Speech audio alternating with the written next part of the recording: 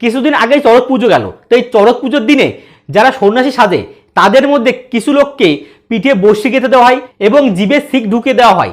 তো এইগুলো হয় কেন, তো এই বিষয় নিয়ে আলোচনা করো। কোনো কি স্কিপ না করে পুরোপুরি ভিডিও তোমরা দেখতে থাকো। হিন্দু ধর্মের মানুষের 12 মাসে 13 পর্ব, তো তার মধ্যে একটা পর্ব হচ্ছে চড়ক পুজো। তো এই চড়ক পুজোর উদ্দেশ্য হচ্ছে শিব ঠাকুরকে পুজো করা, এবং শিব ঠাকুরকে পুজো করে এবং চড়ক পুজোর দিন পুজো হয়। সেই পুজোর দিন তার যারা সন্ন্যাসী সাজে, প্রায় 15 দিন আগের থেকে যারা সন্ন্যাসী সাজে, সেই ওই যে দিনটা চড়ক হয় সেই চড়ক পুজোর দিনে তার মধ্যে একজন কি দুজনকে পিঠে বর্ষি গেঁথে দেওয়া হয়। তোমরা ছবিতে দেখতেই পারছো, দেখো কীভাবে বর্ষিটা গেঁথে দেওয়া হয়েছে, এবং কিছু মানুষকে জিভে শিক ঢুকিয়ে দেওয়া হয়। তো এইটা হয় কেন? তো হিন্দু ধর্মের মানুষের এই যে যে পুজো, তো পুজোর রীতি নামে মানুষের শরীরে এত কষ্ট দেওয়া হয় কেন? ভগবান তো একটা কথাই বলে যে তোমরা আমাকে ফল নয় ফুল নয় মনের ভক্তিতে রাখো, আমি তোমাদের ডাকে সাড়া দেবো। কিন্তু শরীরের উপরে এইরকম অত্যাচার করে রক্ত বার করে দিয়ে এটা আবার কিসের ভগবানকে ডাকা? তো এর পিছনে একটা কারণ আছে। তো কারণটা মানুষ কখনো ভেতরার্ধে দেখেনি, তাই কখনো বুঝতে পারেনি।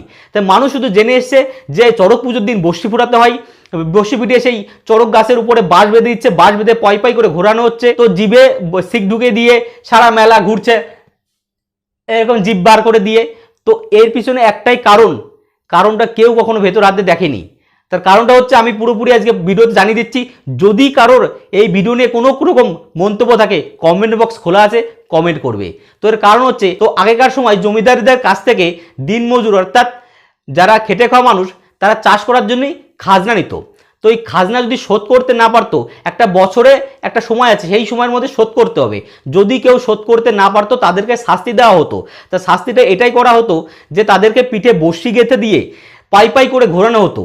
যতক্ষণ না পিঠের চাম ছিঁড়ে যাচ্ছে ততক্ষণ পাই পাই করে ঘোরানো হচ্ছে। হয়তো অনেককে পিঠের চাম ছিঁড়ে যাচ্ছে, অনেকে দেখছে না অজ্ঞান হয়ে যাচ্ছে, তখন ওকে নামিয়ে দেওয়া হয়। আর ওই জিভে গরম শিক অর্থাৎ বা এমনি নর্মাল শিক ঢুকিয়ে দিয়ে সারা বাজার অর্থাৎ সারা এলাকা ঘোরানো হতো।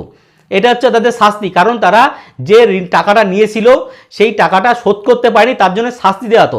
এবং তাদের ফ্যামিলির লোক এবং তাদের বউ বাচ্চা মা বাবা তারা কি করে, তারা ভগবানকে প্রার্থনা করে যে ভগবান যদি আমার ছেলে বা আমার স্বামী ইত্যাদি বা আমার বাবা যদি এই শাস্তির থেকে মুক্তি পায় তাহলে আমরা শিব পুজো করবো। আগেকার জমিদাররা এবং রাজরাজারা শিব পুজোই বেশি করতো। এই একই ভাবে ভগবানকে বলতো যদি এই শাস্তির থেকে বেঁচে ফিরে আসে তাহলে আমরা শিব পুজো করবো। তা এত জোরে ঘোরানো হতো চড়ক, যারা চড়ক দেখেছো, যারা গ্রাম অঞ্চলের মানুষ তারা অবশ্যই অনেকে চড়ক দেখেছো, আর শহরের মানুষ অনেকে চড়ক দেখেনি। চড়কে যে পরিমাণে পাই পাই করে ঘোরানো হয়, জমিদাররা এর থেকে বেশি জোরে ঘোরাতো, কারণ ওদেরকে তো শাস্তি দেওয়া হচ্ছে। অনেকে ওই পিঠের চাম ছিঁড়ে গিয়ে দূরে গিয়ে মুখ থুবড়ে গিয়ে পড়তো, অনেকে মারা যেত, অনেকে হার্ট অ্যাটাক করতো। তো এর থেকে যদি কেউ বেঁচে যেত তখন ওরা শিব ঠাকুরের পুজো করতো। কিন্তু সেই কালচারটা এখন পুরোপুরি উঠে গিয়ে ঠিক উল্টে গেছে। আগে শিব পুজো করা হয়, পরে ঘোরানো হয়, বা আগের থেকে সন্ন্যাসী সাজে 4-5 দিন কি 10 দিন আগের থেকে সাজে এবং শিব পুজোর দিন ওই বর্ষিটা গেঁথে ঘোরানো হয় এবং শিব পুজো করা হয়। কিন্তু এটা আমাদের হিন্দু সমাজের রীতি না।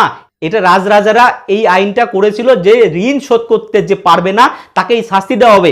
কিন্তু আমরা কখনো ভেতরাদের দেখিনি, তার জন্য মূর্খের মতন পিঠে বর্ষি ফোটায় এবং জিভে শিক ফুটিয়ে নিয়ে যে আমরা ধর্ম করছি। ভগবান কখনো বলেনি যে নিজের শরীরকে কষ্ট দিয়ে রক্ত বার করে তুমি আমাকে ডাকো। ডাকতে হলে মন দিয়ে ডাকো, ভক্তি দিয়ে ডাকো, নিজের শরীরে রক্ত বার করে ডাকতে কখনো বলেনি। তাই ভিডিওটা প্রচুর পরিমাণে শেয়ার করো যারা এখনো চড়ক সম্বন্ধে কিছু জানে না। তো যদি আমার ভিডিওতে কোনো রকম ভুল বলে থাকি তো অবশ্যই কমেন্ট বক্স খোলা আছে, কমেন্ট করে জানাবে। আর যদি ভিডিওটা ভালো লাগে তো অবশ্যই লাইক করে দিও, আর চ্যানেল নতুন হয়ে থাকলে সাবস্ক্রাইব করতে ভুলো না। ভিডিওটা প্রচুর পরিমাণে শেয়ার করো। এইরকম প্রশ্নের উত্তর আমি আর নতুন নেক্সট ভিডিও নিয়ে আসবো। আপাতত টাটা।